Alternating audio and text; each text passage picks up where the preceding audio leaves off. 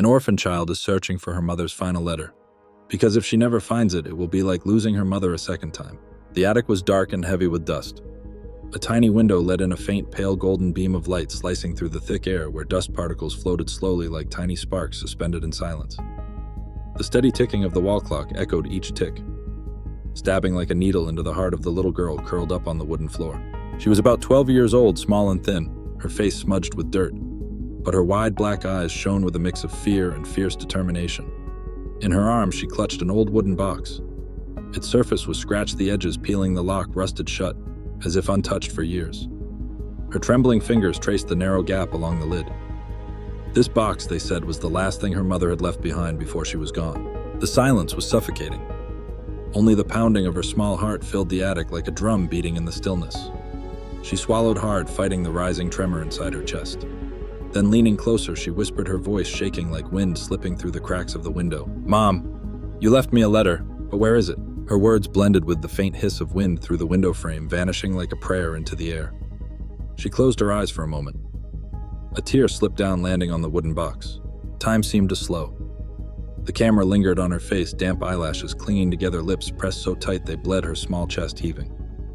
Every breath carried the crushing weight of fear, the fear that the letter might never have existed. Or worse, that it had been buried and lost forever with her mother. She opened her eyes. In the narrow shaft of light, the dust swirled like restless little ghosts. It was as if the room itself whispered, "Search. Keep searching." She set the box down. The soft thud against the floorboards made the entire attic tremble. Beside her, an old wooden chair creaked like an echo from the past. She glanced around. Relics of another time lay hidden in the shadows. Her mother's faded sweater hanging from a nail, a one-eyed doll slumped in the corner, and a family photo that had slipped from its frame.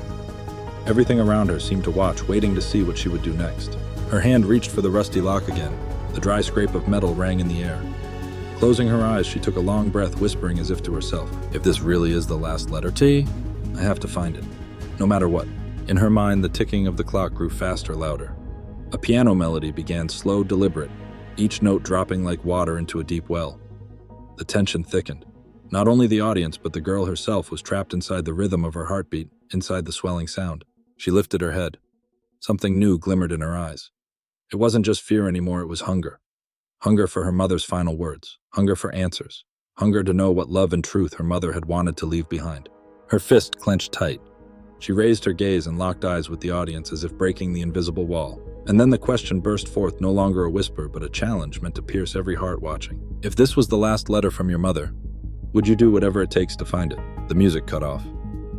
Silence swallowed the attic whole. And in that silence, only the girl's eyes burned in the dark, where longing and pain had become one. The orphanage dormitory was always quiet in the afternoons. The fading sunlight slipped through the barred windows, stretching pale streaks across the cold tile floor. On the iron bed pushed against the wall, a little girl sat hugging her knees. Her gaze distant, as if searching for something that had been lost. She was about 12 years old. Her face still carried traces of innocence, but her eyes looked far older, the eyes that belonged to someone who had seen loss too soon. Her black hair hung loose, damp strands sticking to her forehead with sweat. Her lips were dry, pale. Yet in her hands she always held tight to a piece of cloth, her mother's old scarf. Its edges were frayed, its color faded, but to her it was the most precious thing left in the world. Every time she touched the scarf, she closed her eyes, straining to hear her mother's voice again.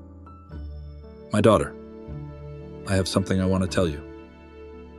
That voice came faintly, mixed with the sound of wind whistling through the window. Never clear, always slipping away, but enough to send a shiver down her spine, half agony, half longing. Life in the orphanage wasn't cruel, but to her it never felt like a home. The other children played noisily in the yard, laughter echoing across the courtyard. She, however, always held back, retreating to the corners, watching them like someone pressed against a glass wall, able to see but never step inside. The adults would pat her head, sometimes hand her candy, but their eyes always carried a trace of pity. And that pity only made her feel more out of place. At night, the wide room filled with the sounds of snores and restless turning. She couldn't sleep. She stared up at the dark ceiling, listening to the tick of the hallway clock. In the silence, emptiness consumed her. While the other children still had parents to miss, to cry for, to hope for, she had only a void except for that old scarf and the unfinished whisper. Some nights she would sit up suddenly, clutch the scarf, and whisper into it, as if her mother could still hear, "Mom, have I been good? Am I what you hoped I'd be?" No answer ever came. Only the cold wind slipping through the cracks, rattling the thin curtain, sounding like a weary sigh. As the days passed, her yearning grew. She didn't just want her mother back. She wanted to know what was her mother thinking before she left. Did she leave behind a message?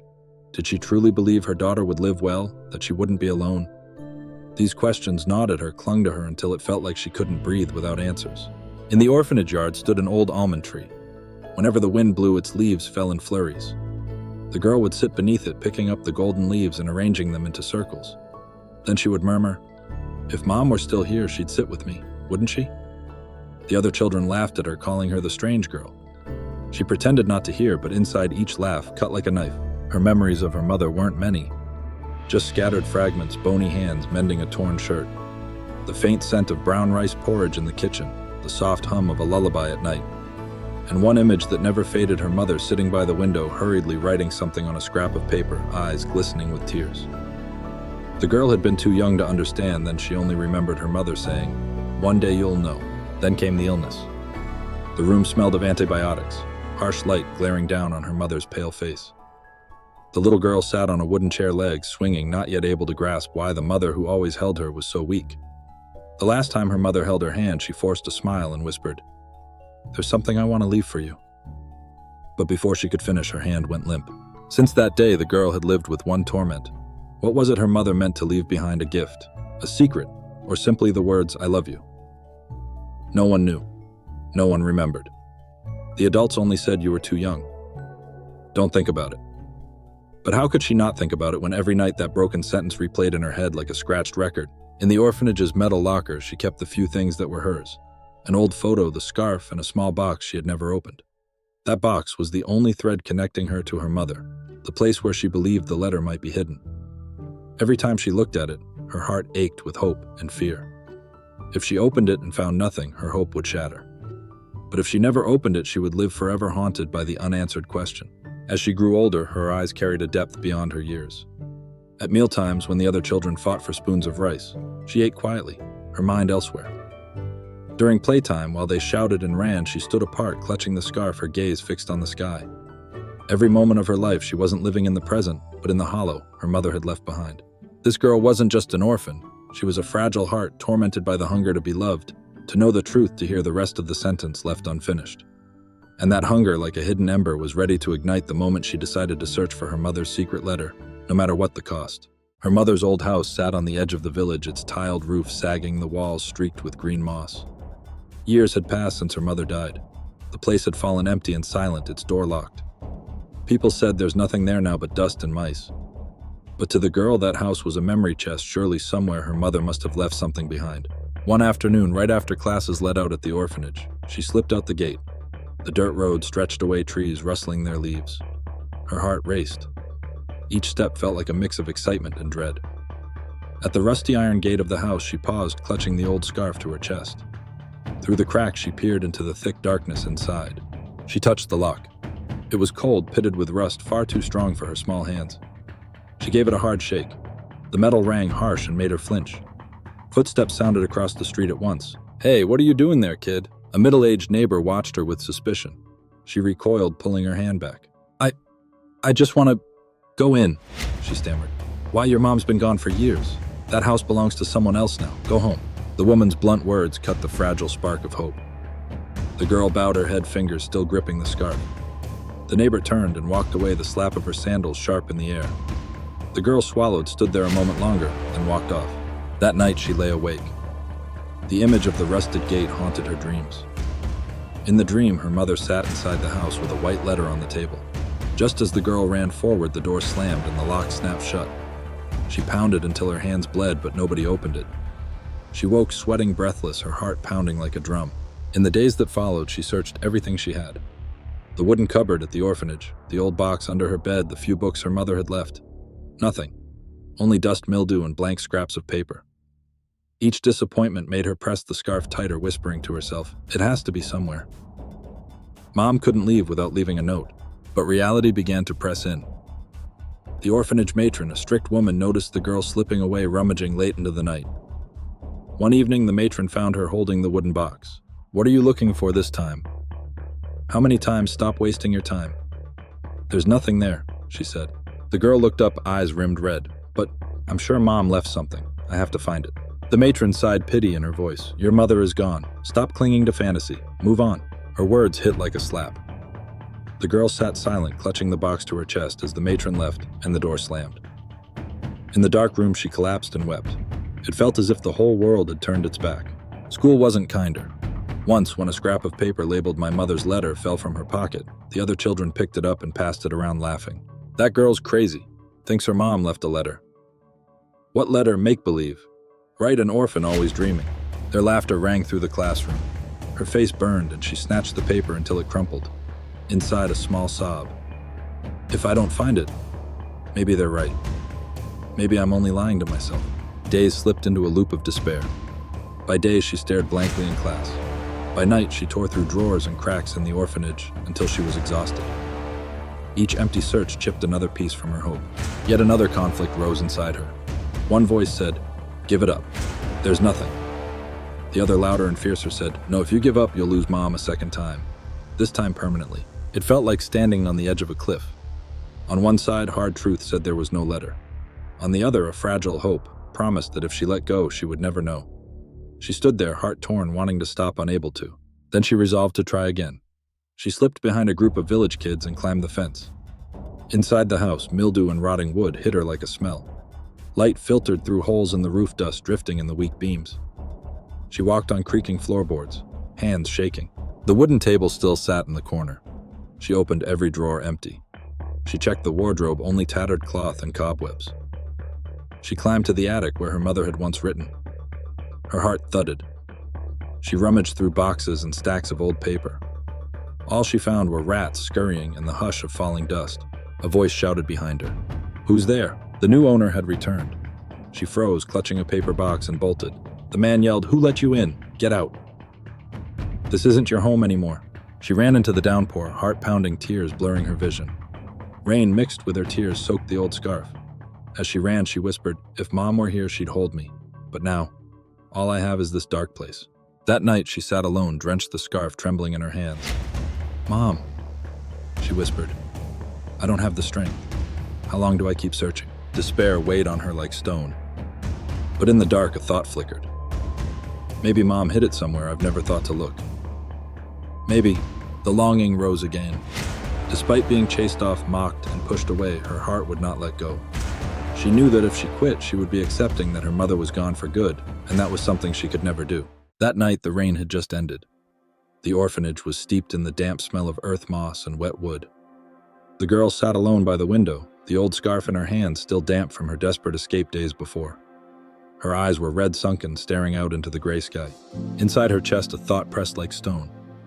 Maybe I should stop. Maybe they're right. Maybe there is no letter at all. Tears fell onto the scarf. Her small hands trembled as she clutched it tighter. For the first time, she felt like giving up. She wanted to live like the other children, no more searching, no more hoping, no more dreams haunting her every breath. But then in the middle of despair, a memory flickered. Her mother sitting by the window long ago, frail hands holding a pen, eyes filled with love and worry. Her mother had once smiled softly and whispered, "One day you'll understand." Those words sparked a fire in her heart. The girl stood up, wiped her tears, gripped the scarf. "No. If I stop now, Mom will be gone forever. I have to try one last time." The next day, she returned to her mother's house. The road stretched through fields still puddled with rain. The sky was dark, the wind sharp. Her shoes sank into the mud, soaking her feet, but she never stopped. At the rusted gate, she drew a deep breath. Determination flared in her eyes. She squeezed through a narrow gap, her clothes tearing, her knees bleeding, but this time she didn't tremble. Inside, the air was thick with mildew. Wind whistled through the broken tiles like the house itself was mourning. Dust blanketed everything. The room was dark, lit only by thin streaks of light cutting down from above. She moved slowly. Each step made the floor groan like an old lament. She stopped by the window where her mother used to write. On the wall beneath peeling paint, her fingers brushed across something. She froze. A faint carving almost hidden under dust. She wiped at it, and a simple flower appeared next to the crooked first letter of her name. Her heart skipped. Her breath caught. "Mom! Mom left me a sign." She traced the grooves with trembling fingers and found a small crack beneath the mark. A gap in the wall like a hidden compartment. The world seemed to stop. No wind, no rain, only the pounding of her heart. Fear surged. What if there's nothing inside? What if it means nothing? But then a stronger feeling broke through hope, burning bright. She knelt and dug at the crack. Dust stung her eyes, her nails split and bled. But she kept going. At last a faint click. The wall opened slightly. She gasped, slid her hand inside and felt something wrapped in cloth. Pulling it out, she held a faded bundle thick with dust. Tears blurred her sight. It's real. It's really here. But before she could open it, footsteps thundered on the porch. The new owner. Someone watching. Her pulse raced, panic rising. She clutched the bundle tight, eyes darting. In that moment, she faced a choice: flee now or stay and open it to know the truth. Her breath came in gasps, her ears roared. Then she whispered, "I won't give up again. No matter what, I have to know what Mom left me." She climbed into the dusty attic, clutching the bundle. The wooden ladder creaked and swayed as if about to snap. Cobwebs tangled her face, dust clouded the air. But she never turned back. Her eyes glowed like a flame lighting her way. At the top, the cramped attic lay in darkness. She knelt, laid the bundle before her. Her hands shook as she untied the knots. Her heartbeat thundered like war drums. The camera slowed, her bloodied fingers peeled back the layers. Sweat mixed with tears on her face. Her breath quickened. A shaft of light from the roof broke through, landing directly on the bundle as it opened. Her eyes widened, fear, hope, determination burning together. And in that moment, she was no longer just a child, mocked, restrained, drowned in despair. She had become something else, a soul brave enough to face the darkness, to uncover the truth. Only the sound of her heartbeat remained, thick, heavy thuds, echoing against the rotting beams of the attic, like someone striking the rhythm for a song about to begin. She knelt on the floor, knees scraped raw, clutching the faded cloth bundle. Dust drifted slowly, circling in the narrow shaft of light from the broken roof. The air carried the scent of mildew, old fabric, and damp wood after last night's rain, a strange mixture yet oddly familiar. Somewhere insects hummed faintly. The attic ladder creaked like a sigh. She opened the bundle. The frayed knots bit into her skin, slicing lightly. She inhaled, fingers trembling as she untied them one by one. 1, 2, 3. The cloth loosened, revealing something flat, thin, heavier than memory, a letter. The paper was yellowed like old sunlight. Its edges frayed, creased with the stains of tears long since dried. At the corner, a blot of ink had bled like an invisible exclamation. And in the center, uneven lines and handwriting she knew better than any drawing in the world. She didn't dare touch it right away. For a long moment, as long as a childhood frozen in time, she simply stared. Her pupils tightened in the sudden light, then widened, the darkness in her eyes retreating. In her mind, the piano that had been dripping notes shifted, hesitant at first, then lifting into a long, sustained phrase joined by a single violin, threadbare as a strand of hair. "Don't be afraid," she whispered to herself, her voice hoarse from too many sleepless nights. "If this is the last letter, I have to hear it all." Her finger touched the paper's edge. The texture was cold, dry, yet beneath that dryness was a warmth, like pressing her cheek against a sun-dried scarf. She lifted the letter to her eyes. The first words trembled with her breath. A tear fell, spreading into a circle on the page. In a panic, she dabbed at it with her sleeve, careful as if trying not to wake a sleeping soul. Then at last she opened it. "My dearest daughter." The words struck her like light breaking through rain. She heard her mother's voice, not the voice of yesterday, not the voice of dreams, but the real one, syllable by syllable, breath by breath, with pauses she remembered.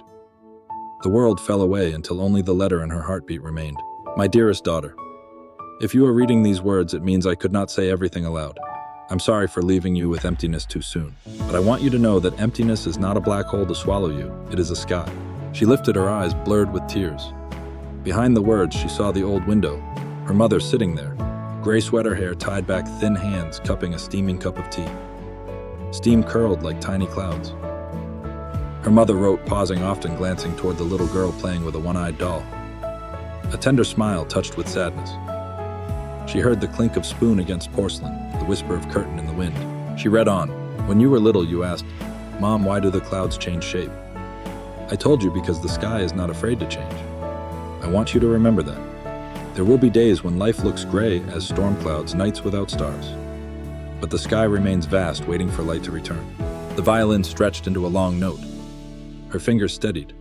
She remembered the sound of her own bare feet on the kitchen floor, stumbling and falling, laughing even as she cried. Her mother's hands smelled faintly of flour as they lifted her, pressed their foreheads together, whispering, "It hurts a little, but my brave girl is strong." Back then, she hadn't known what strong meant. Now she was learning. If one day you feel lost among laughter that doesn't call your name, remember, you don't have to become anyone else to be loved. I love you not because you are good or clever, but because you are you. The spaces between sentences felt like her mother's pauses, shaping the gentlest words for her child. She held the letter closer, tracing the shaky ink as if it were the seams of a dress her mother once mended. I regret I cannot sit beside you through long nights, cannot brush your hair each morning, cannot hold your hand across busy streets. But my child, I have not left you. I am in your hands pressed to your chest when you are afraid. I am in your tears when you wipe them away. I am in the kindness you choose when others choose to mock. The piano dipped low, then brightened. The attic warmed. The draft from the roof softened. The pain in her knees became a mark of passage. As for this letter, I hid it where only someone who truly listened could find it. Not to test you, but to show you every step you took searching for it was a step toward growing up. Adults may call it dreaming. Friends may laugh. But listen to your heart, it will not lie. She remembered the laughter of her classmates, the matron's words. Don't cling to illusions. Those words sank like stones into water, rippling away until only her mother's voice remained steady, warm, matching her heartbeat. You'll ask why I didn't say this directly. Because some truths, if spoken, are heard and forgotten. But if you walk to find them yourself, you'll remember with your whole being, your skin, your breath, your soul. I wanted you to know you can go on even without my hand. Other memories flared: the morning market, her mother carrying heavy bags, sweat on her neck, still smiling down. Hold the scarf for me, will you? The scarf slipped, fell, dust clung. Her mother brushed it off, sunlight sparkling on her lashes. Then she had thought, only mom is my sky. Now she knew the real sky was speaking. If you ever stand before a locked door, remember the key often lies where we least expect courage. Courage is not the absence of fear. It is trembling and still stepping forward. She read slowly, swallowing each line like hot stones melting into her chest. Her tears dried, leaving faint salt tracks. She pushed back her hair, rubbed her eyes with dusty hands, and kept reading. Promise me one thing. Whether you find what you seek or not, live every day fully. Learn to say hello to sorrow and see you soon to hope. Eat dinner even when your throat aches. Sleep even when the night feels endless. Smile even when tears fall. Happiness is not a destination, my love. It is in each step you take in your shadow, chasing the sun until you realize the sun is inside you. The violin grew richer, joined by others as if an unseen orchestra swelled around her. A bird landed on the roof beam outside, gave one small cry, then fell silent. If you ever feel lonely, write me a letter. You don't need a stamp, you don't need an address. Just write, fold it, and place it under your pillow. In the morning, your heart will feel lighter. That means I have read it. She paused for a long time. The letter trembled in her hands. She pressed it against her chest, right over her heart. Beat by beat. In her mind, the music stopped, leaving only silence, the same silence as in her mother's lullaby. Hush. The bamboo sways in the breeze. The scent of her mother's hair rose, clear, cheap soap. Too sweet sunlight baked into cotton, the salt of sweat. She was small again, resting her head against her mother's shoulder, listening to the slow, steady drum of her heart, pushing away fear. She opened her eyes and read the last part. The handwriting here grew hurried, the ink lighter, pausing long, then dragging again. And this last thing, my love, I'm sorry I couldn't shield you from every storm, but I've left you an umbrella. Not in a drawer, not in the attic. It's in your name. Her throat tightened. She bent close. At the bottom, her mother had written her name, 3 familiar letters, and circled the first one darker than the rest, like the flower carved into the wall below. Next to it, a tiny note barely visible. You are Ain, you are light. Don't forget. A warmth surged behind her ribs. The cruel words of adults shattered like glass. The mocking laughter faded like rustling leaves. The sleepless nights broke into dawn. She whispered, steady, now I am on. She turned the letter. On the back, her mother had sketched a simple diagram, the very spot in the wall she had opened, and a few scattered lines. When you find this, don't ask why I hid it. Ask what have you learned by searching. When you are tired, sit and breathe with the sky. When you cry, remember tears don't weaken you. They water the garden inside you. She set the letter down and looked around the attic. It was still dark, still cramped, but something had widened. The room hadn't changed, her eyes had. Light through the broken roof spread like a leaf. Dust was no longer dust, but tiny stars drifting from another sky. She lifted the letter to the light and read it again, slower, deeper. Like singing along to a song she finally knew. Every my dearest daughter was a hug. Every I'm sorry was a bruise fading late. Every don't forget was a lamp switching on. She kissed the blurred ink and tasted salt, the salt of her mother's tears pressed into the paper long ago. A door creaked below. She listened. Footsteps. Or just the wind. Her heart raced again, but this time without panic. She cradled the letter, carefully wrapped it again as if swaddling a newborn. Then she stopped, unwrapped it once more. She wanted one more look. "You are light, don't forget." She smiled. For the first time, it wasn't mixed with sobs. For the first time, it came from within, not from pretending to be fine. She drew a long breath. The attic's damp air filled her lungs, leaving warm as it left. She thought of tomorrow, of returning to the orphanage, the same old room, the same hallway clock ticking. The children might still laugh. The matron might still be stern. But inside her, something had shifted. Fear stepped back, making room for her name. She sat tall, folded the letter, neatly smoothing the cloth like her mother once folded scarves. Her hands were steadier now, her nails no longer digging into her skin.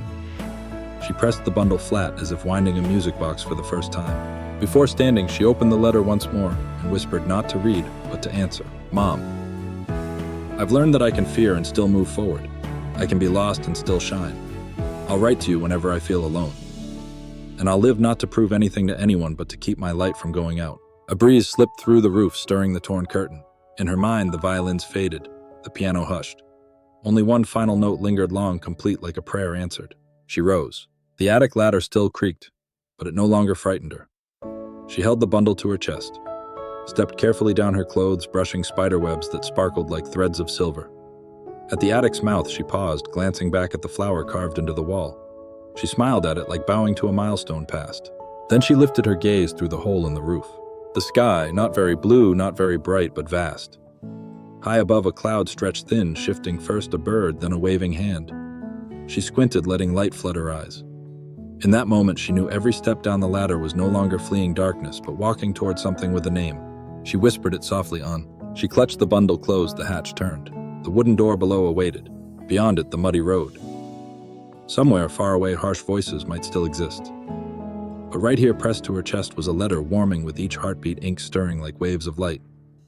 And in the silence within, she heard her mother's voice, not from paper, but from herself. "You are light, my daughter." She stepped down. The music no longer played in her head. It had moved. Into her steps, her straight back, her eyes looking forward. And when she opened the door, the wind rushed in. She didn't shrink back.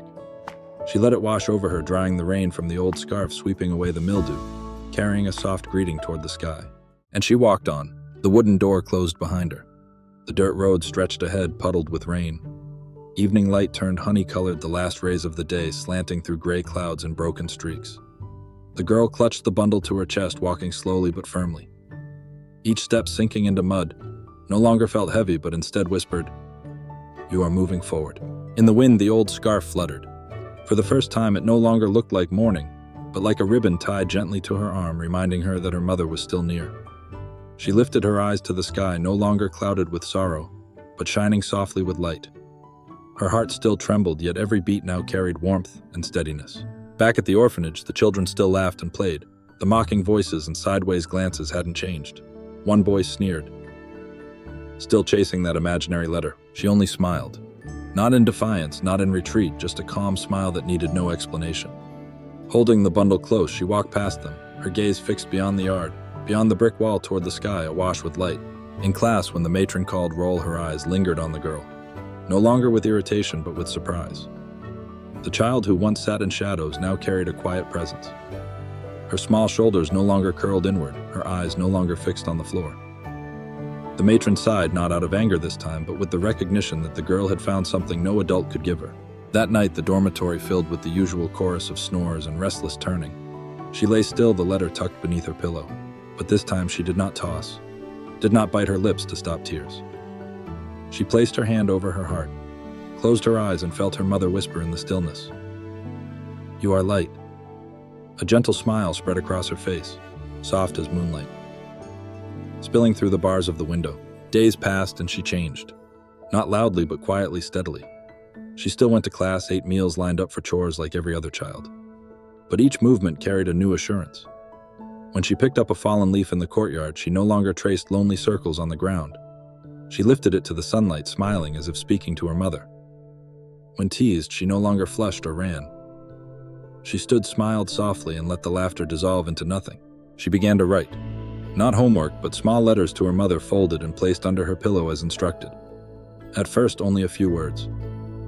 "Today I was sad." Then pages longer. Today I truly laughed when I saw a rainbow. Each morning she woke with her heart lighter. Her mother had been right. Somehow she was reading them. Somehow she was there. One afternoon beneath the old almond tree, younger children gathered around her. They asked Sister Anne, "Why do you smile so much now? You used to be sad." She stroked their hair, eyes tender, "Because I found what my mother left me. Not just a letter, but a way to believe I'm never truly alone." They didn't fully understand, but they sat quietly listening to the leaves fall, feeling something warm settle in their hearts. She was different now. Once mocked, restrained, nearly broken by the fear of losing her mother twice, she had discovered the strength to go on. The letter was more than paper and ink. It was a mirror reflecting a truth. Love never disappears. It only changes form, hiding in places only courage can uncover. The music shifts, piano, soft strings, delicate, wrapping the scene. The camera lingers, her face lifted toward the sky, the old scarf fluttering in the wind, the letter folded safely beneath her pillow, all forming a circle of memory closed and yet opening wide. And the final message rises not only for the girl, but for all of us, watching, listening. A mother's love never vanishes. It may be absent in form, but it lives in memory and keepsakes, and in our own hearts. Hope can be found even in the darkest corners, and sometimes the journey to seek it is the greatest gift of all. If you've ever held on to a keepsake or letter from a loved one who has passed, how do you treasure it? Have you ever wished for just one more word from someone who is gone? Share that story in the comments. And if this story touched your heart, leave a heart, share it with someone you love, and don't forget to subscribe for more stories of humanity and hope. The final image, the girl at the window, golden sunlight on her face. In her hands, an old scarf, but also a new smile. The smile of a soul that had walked through darkness and found the light.